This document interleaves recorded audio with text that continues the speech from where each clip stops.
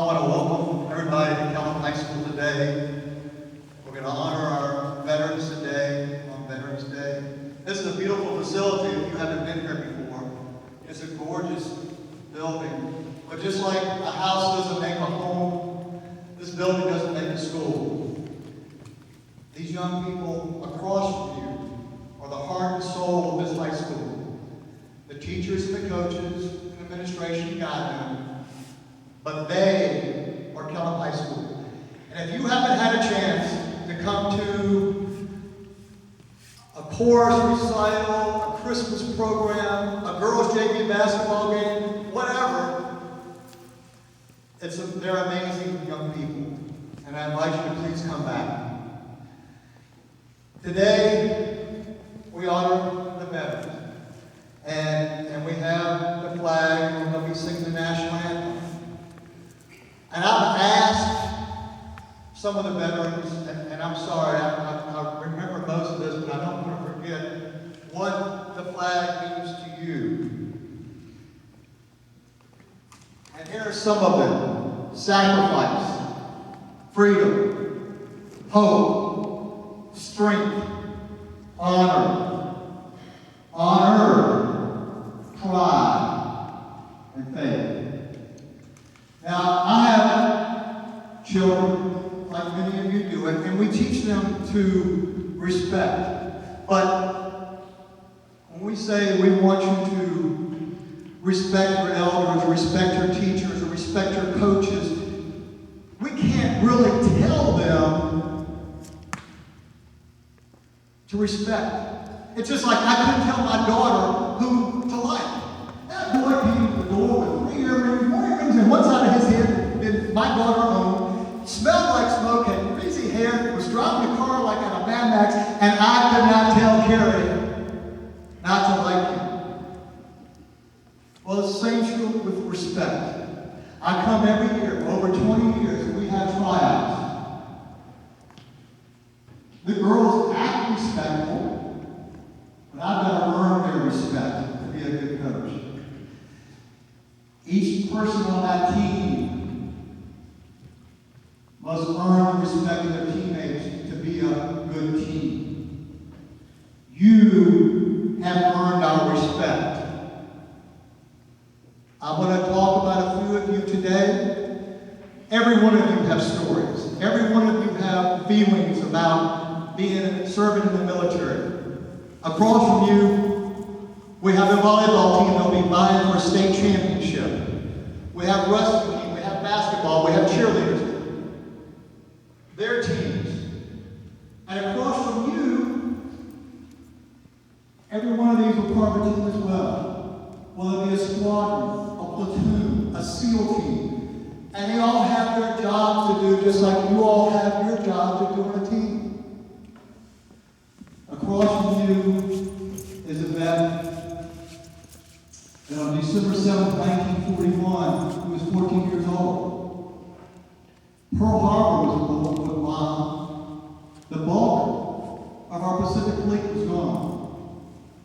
Nothing really stopping Japan from invading the West Coast. Germany was taking over Europe. And here's a 14-year-old boy that the Depression was just finished. It was tough. On his 17th birthday, he joined the Navy. He served in World War II, Korea, and Vietnam. When things started turning and getting better for the U.S. and the Allies, when he saw that iconic picture of the Marines raising the flag in Iwo Jima after the first week of fighting, what do you think that flag meant to him?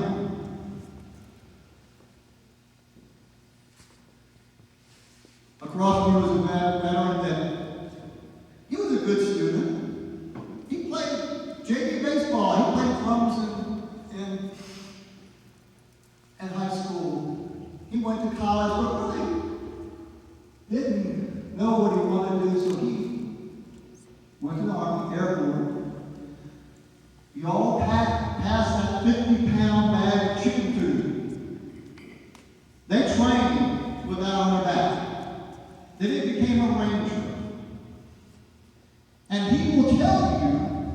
that he developed a focus, a commitment, and he realized what he wanted to do. So he got out of the Army.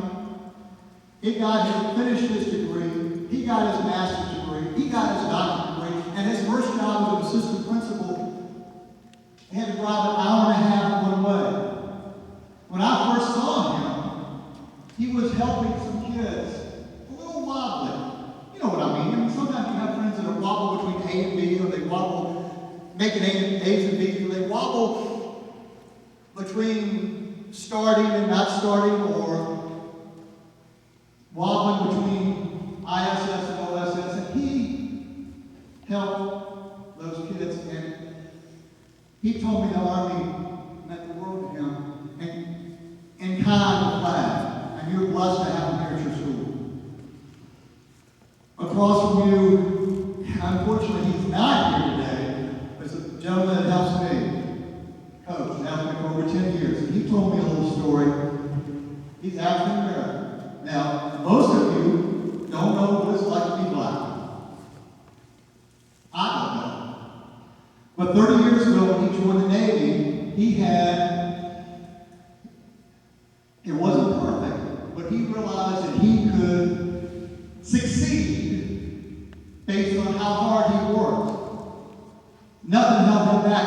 And it was just like, I tell kids that have trouble, when you have trouble, sometimes it's not a matter of it builds character, but it exposes character. For him, it exposed that he could do anything he wanted.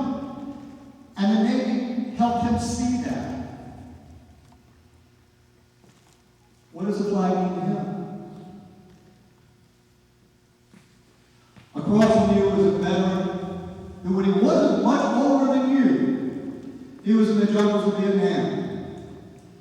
Now, you all know, you've had experiences where sometimes you need a friend to talk to.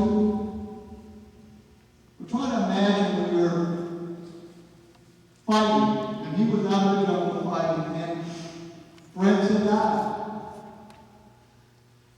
And he had two friends, Roy and Bill. And they made a pact.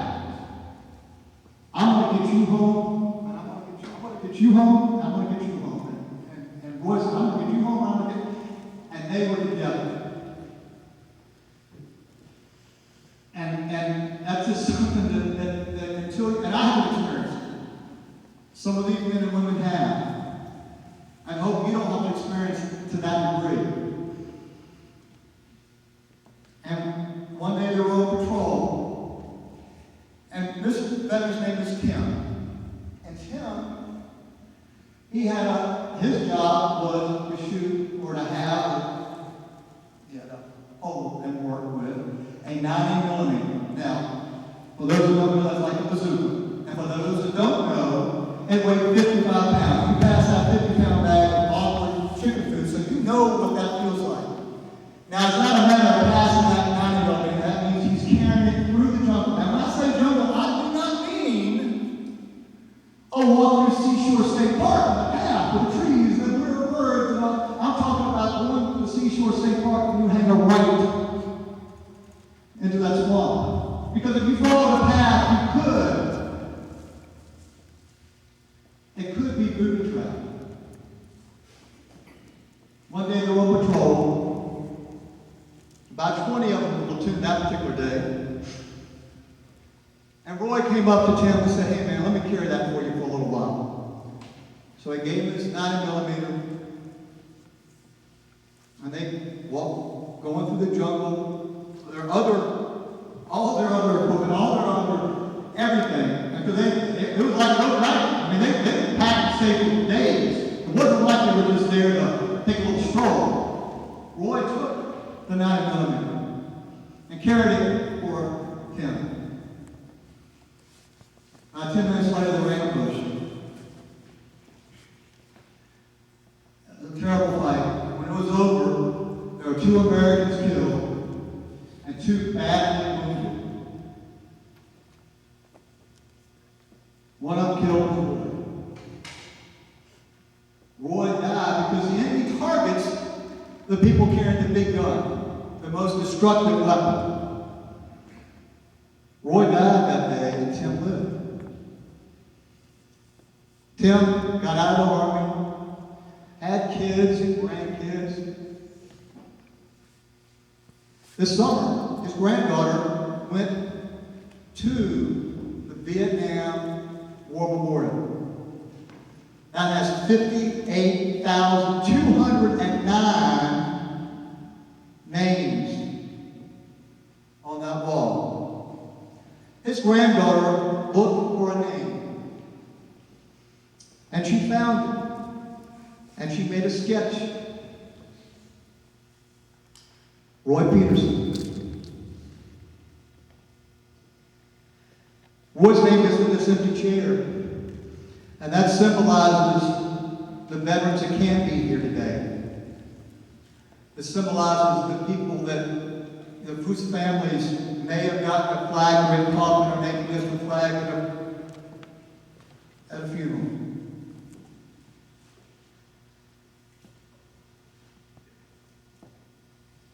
We have veterans from World War II on. World War II, there were over 405,000. Let's say that again, 45,000 Americans killed. They gave the ultimate sacrifice. Korea, over 36,500. Vietnam, 58,209. And Iraq and Afghanistan, over 6,850 and counting. Now, we're here to celebrate the veterans that are alive and here today. But I want to ask you to remember that you're going to have a day off from school in May. Memorial Day. And sometimes you might get confused between Memorial Day and Labor Day, but Memorial Day is from the hymn to hymn. But Memorial Day is when we remember these veterans. And you're going to be getting ready to get out of school. And you're excited. And the weather's good. Some are getting ready to graduate. And you're going to be riding around. Some are just started driving. And you're riding around, the window down in that air, and it just smells like spring. And boy, it's great to be alive. And in the corner of your eye, when you drive around, you'll see a little flag in somebody's yard on Memorial Day. What will that flag mean to you? Cindy's going to sing the national anthem. Cindy played JV basketball. She also plays soccer. She's a goalkeeper. Last year in conference play, she shut out every opponent. That's right, every opponent. Cindy's going to sing the national anthem. Now, I don't know what the other coaches have your girls do, or boys, or whatever, but I want the girls' basketball team to put your right hand over your heart, your hand behind your back, and I don't want you swaying. I want you looking across at these brave men and women, and look at this flag.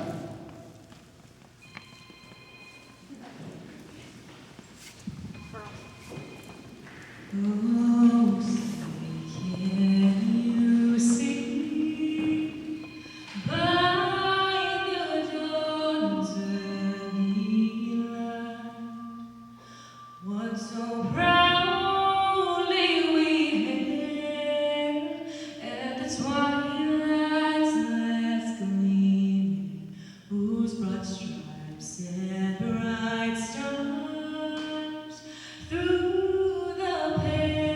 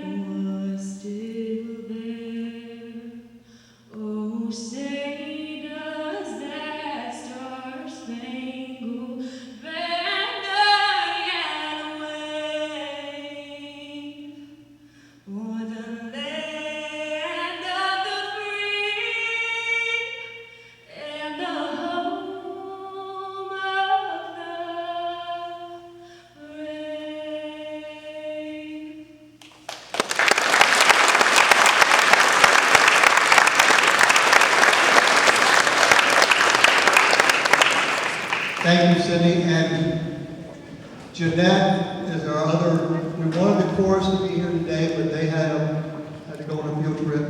Jeanette is going to be singing when you came in, and she'll sing again. She's just a friend of a friend that wanted to honor you today. We've got, I want to quickly tell a story. I contacted a couple girls to play, one at Kellam,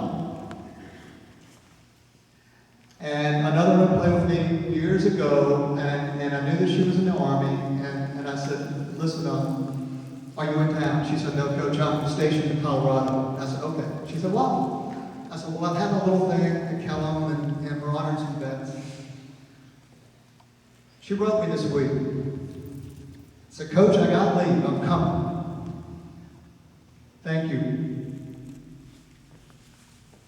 Now we're going to have Jeanette sing again. And this is going to be a little bit like a cross between musical chairs and Chinese fire drill. And what I mean by that is it's going to happen kind of quick. What I want you to do is I want you to go across and shake the hand of the veteran in front of you, and you're going to go, and you girls right there, you'll go in behind them. We're going to kind of go around in circles. If you shake everybody's hand, then get back in line. If the music stops, get back in line. Everybody okay? Jeanette, as soon as she starts singing, we're going to go. If tomorrow all things were gone, I would pour all my life, and I had started to find shelter in your arms. I think my stars are living here today. Last to stand to you, can't take that away. Proud to be American, where at least I know I'm free. And I won't forget the man who died, gave that trust to me. And I'm proudly stand up next to you, and I stand today. Take me out of this land. God bless the USA.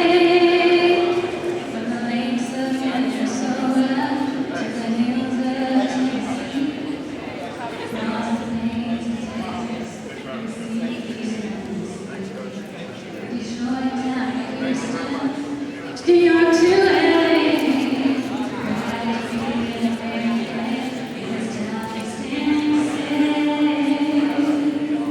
Proud to be an American, where at least I know I'm free.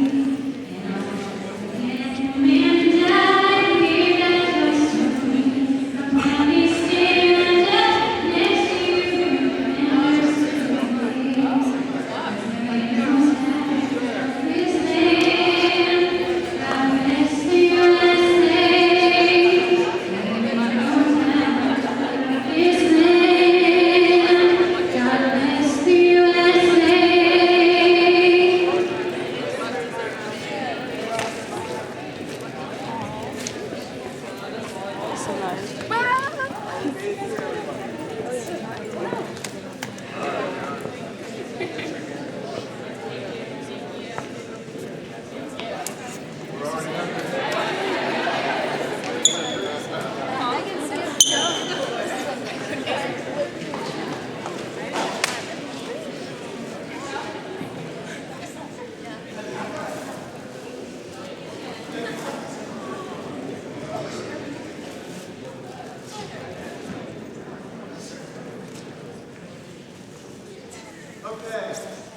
Okay?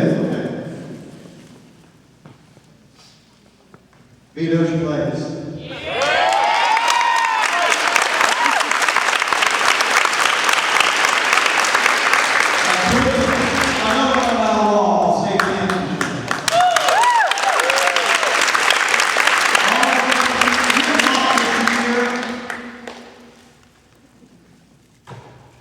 Good luck this year. Good luck. Y'all were great, amazing, like you always are. Yes, thank you so much for coming. I'm almost done. But I've got to finish telling you something. I told you about Tim. And Roy died instead of Tim that day. And then they were not going to leave Roy in the jungle of Vietnam. So they had, instead of 20, they were down to 16. They carried the 2 dead Americans and the 2 badly wounded to get to where a helicopter could get them out.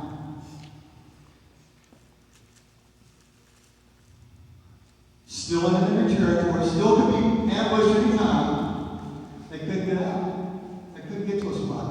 The next day, they carried them. You know, that 9mm weighed 55 pounds, my boy, like I said. And you can imagine carrying 2 comrades and 2 wounded. For 3 days, they carried these men and wounded to the jungles of Vietnam. And Tim kept his promise. Roy came home. So when the flag went off, landed free, home free. On behalf of the great nation and Kellam High School, we give our eternal thanks. Thank you, veterans. Really appreciate it.